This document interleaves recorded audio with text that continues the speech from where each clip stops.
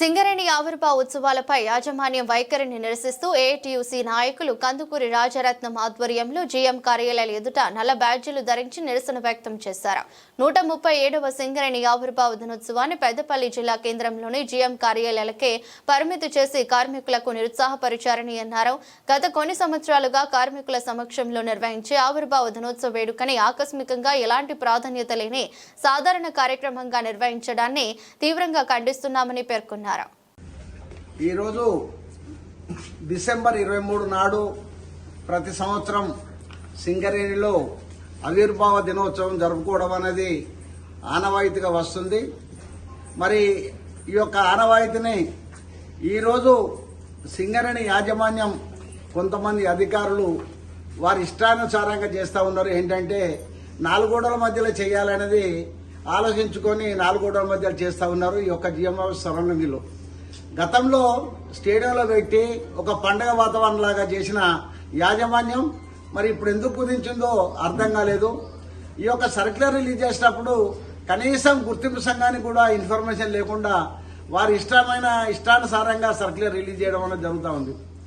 గతంలో ఒక పద్ధతి అంటుండే, ఏ సర్క్యులర్ రిలీజ్ చేసినా గుర్తింపు సంఘానికి ఇన్ఫర్మేషన్ ఇచ్చి పరిస్థితిని వివరించి కార్మికులలో తీసుకెళ్లాలని చెప్పేవాళ్ళు. కానీ ఇప్పుడు సింగరేణి యాజమాన్యం ఏకపత్యాధిపతంగా ఒకలే నిర్ణయం తీసుకొని ఒకలే చేసే పద్ధతిలో నడుస్తూ ఉంది. దీన్ని సింగరేణి కాలనీస్ వర్కర్స్ యూనియన్ తరఫున మేము అవాయిడ్ చేస్తూ ఉన్నాం, నిరసన తెలుపుతా ఉన్నాం.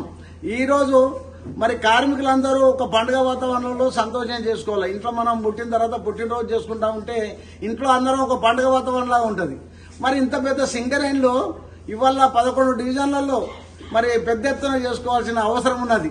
మరి దాన్ని ఇవాళ ఎక్కడికక్కడ జీఎం ఆఫీసులలోనే చేసుకోండి, బయట చేసుకోవద్దు, బయట వాతావరణం వద్దు అని చెప్తా ఉన్నది యాజమాన్యం.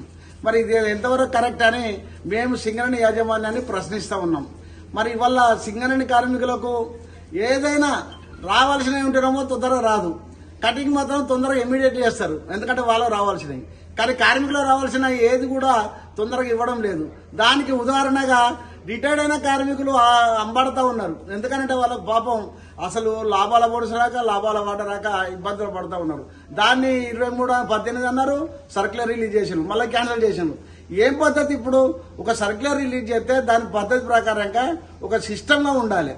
ఆ సిస్టమ్ అనేది ఇప్పుడు ఫెయిల్ అవుతా ఉన్నది.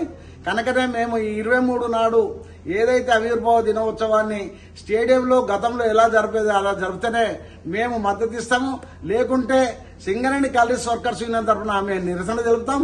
ఇది సింగరేణి ఆవిర్భావ దినోత్సవ సందర్భంగా అందరికీ కూడా శుభాకాంక్షలు చెబుతున్నాం. ఎందుకంటే సింగరేణి కాలనీస్ వర్కర్స్ యూనియన్ తరఫున మా బాధ్యత ఉంది.